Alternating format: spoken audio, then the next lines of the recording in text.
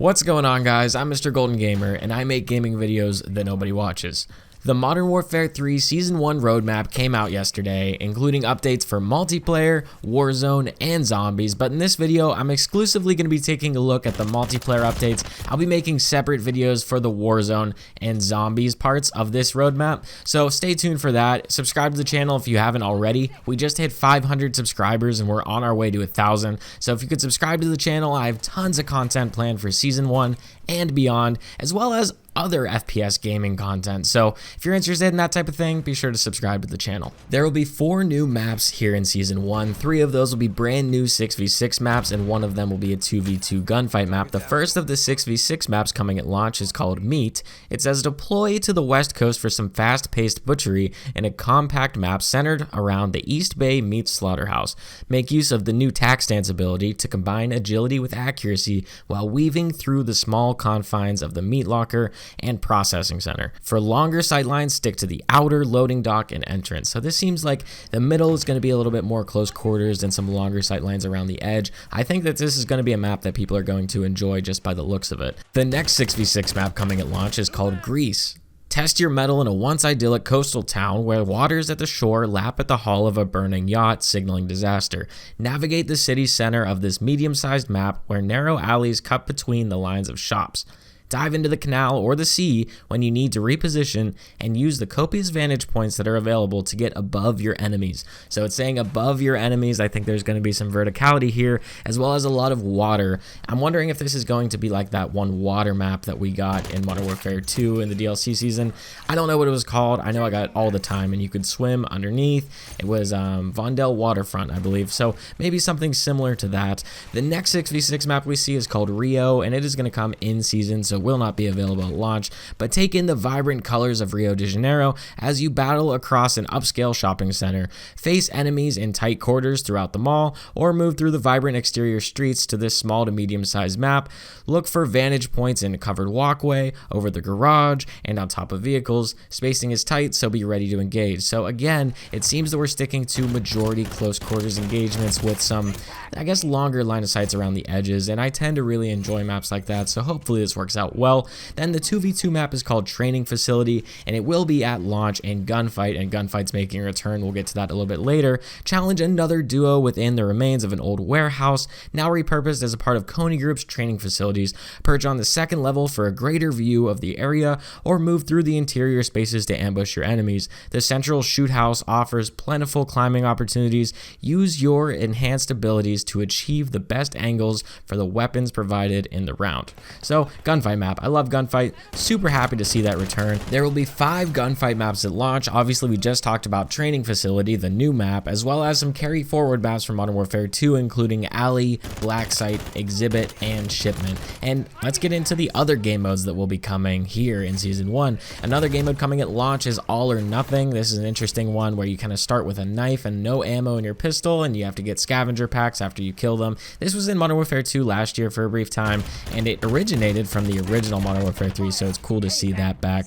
Now there's going to be even more coming at mid-season. There's this new mode called Vortex, which is a limited time mode, and it seems really cool. It's a free-for-all mode. One player spawns in with the Zombies ray gun. Whoever eliminates the operator with the ray gun becomes the new owner of the ray gun. This game mode is played on 3 remix multiplayer maps called Satan's Quarry, Spore Yard, and Tetanus. So I'll have to do some map comparison videos of these because I think they look really cool from the screenshots that I have seen. Infected and Headquarters will make a return at some point mid-season, as well as a new game mode called Team Gunfight. This is a 6v6 version of Gunfight played on the standard multiplayer maps where players all receive the same randomized loadout at the start of each round. This loadout changes throughout the match. The team that best adapts to the assigned gear is bound to land the eliminations needed to earn the victory. So this basically sounds like the same gameplay loop as Gunfight, but it is 6v6 on regular maps, and I think this will be kind of fun. I'm really interested to see how that plays out. There's one more game game mode that I haven't mentioned yet, and that is coming as a part of the Codmas event, and this one is called Santa's Slayground. Season's Eatings. Santa Nas is here to spread horror and fear. Complete event challenges to earn rewards and visit classic holiday-themed maps, including Shipmas and Hangover. And Hangover, from what I can tell, seems to be a Christmas-themed high-rise, so that'll be really cool to see.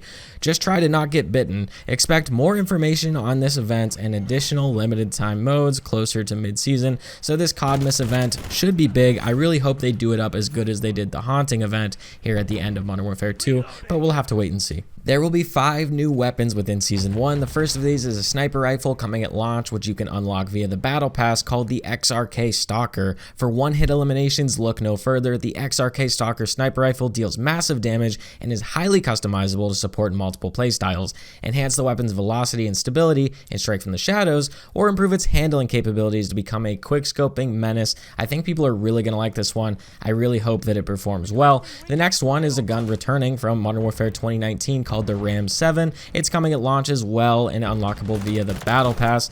When you need power and mobility, the Ram 7 is a sure bet. The weapon deals solid damage at close and medium range, and controlled burst can compete from a far distance. Its lightweight frame results in a quick reload and fast handling, so you can stay on the offensive. So I think this will be a good rushing assault rifle. So looking forward to that. The next gun is an interesting one for sure. It's a launcher also available at launch via the Battle Pass called the Stormender. This state-of-the-art weapon system fires a localized EMP on a slight delay. It destroys tactical and lethal equipment and temporarily disables other electronic devices. So this is definitely a very niche use case launcher, and I'm not sure how much it's going to be used, but it's cool to see something different in the game for sure. The 2 remaining guns will be available in season. The first one is an SMG, which is unlockable via an armory unlock called the HRM9, a light yet stable 9mm submachine gun for close quarters combat and putting down enemies quickly. Sporting a high fire rate and excellent handling and mobility,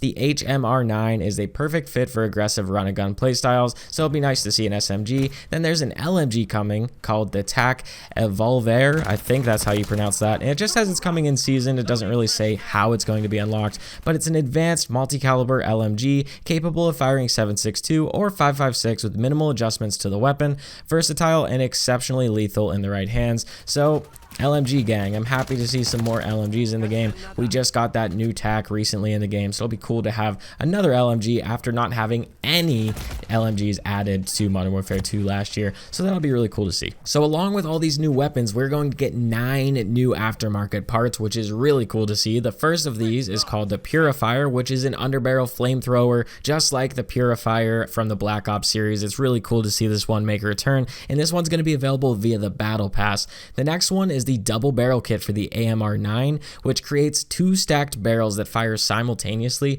This offers twice as much downrange damage at the cost of some accuracy.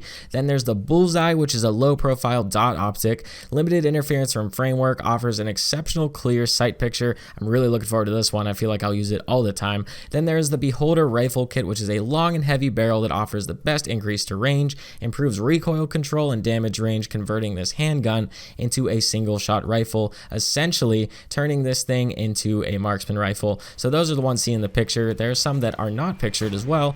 They're called the Thunder LMG kit, which is an LMG conversion kit for the Sidewinder, so that'll be interesting. The BRB, which is a compensator, which has a really good reduction to recoil, which is increasing the muzzle report, meaning you have an extended red dot on the enemy radars. Definitely an interesting concept. I don't think they've really explored that one before. There's the Glassless optic, which is a small glassless reflex optic, which offers a crisp and clear sight picture, snappy target acquisition. Really like that too. I like that they're doing optics as well in these conversion kit. Well, not necessarily conversion kit, but aftermarket parts. There's the Signal Burst, which is a conversion kit designed for accuracy and controllability with 4-round bursts. There is the Headhunter carbine conversion, which the rival assault rifles with this 3-round burst conversion kit that exceeds in mid-range combat. So yeah, those are all those. Sorry, I started kind of stumbling on my words at the end, but that's a whole bunch. So those 8 at the end will be unlockable via weekly challenges, and the first one, which is the Purifier, will be unlockable in the Battle Pass. So really cool to see. I like that we're going to be getting basically one of these new aftermarket parts each week that we can kind of play around with, and it keeps things fresh. I like that. What I absolutely don't like is the new vest they added called the Assassin Vest, and at first it sounds fine. You keep 2 equipment slots, you have your tactical and lethal, but you lose your field upgrade, so that kind of sucks. You have 3 gear slots, you have your gloves, your boots, and your gear, so you don't really lose one of those. So here's what it does. Kills don't display skulls. Okay, fine with that. But here's the kicker. Immune to UAV and enemy radar effects, including while stationary. I hate that.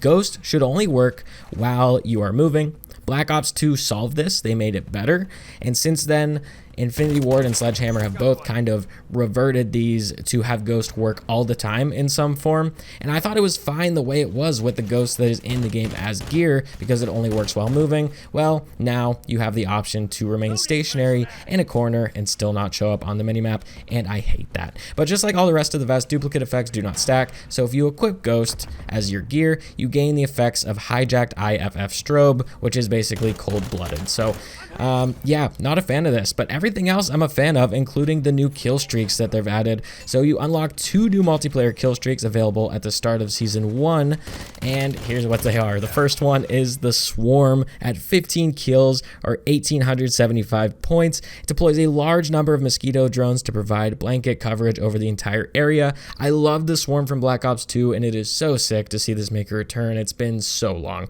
Then there's also the EMP at 13 kills or 1,625 points. We all know what the EMP is. We've seen this in Call of Duties in the past, and it was also in the reveal trailer, so it was super weird we didn't see the EMP at launch, but it makes a lot of sense to see it here in Season 1. Also, ranked play launches sometime mid-season, and there are a couple of new operators as well, but let's be honest, who cares about the operators? So that's about it for multiplayer. As you can tell, there's no way I was going to talk about multiplayer, zombies, and Warzone all in one video. So like I said at the beginning of the video, I will be making separate videos going over both Warzone and zombies. So subscribe to the channel if you haven't already to check those out whenever they drop. Once again, guys, I'm Mr. Golden Gamer. Thank you so much for watching, and I'll catch you guys in the next one.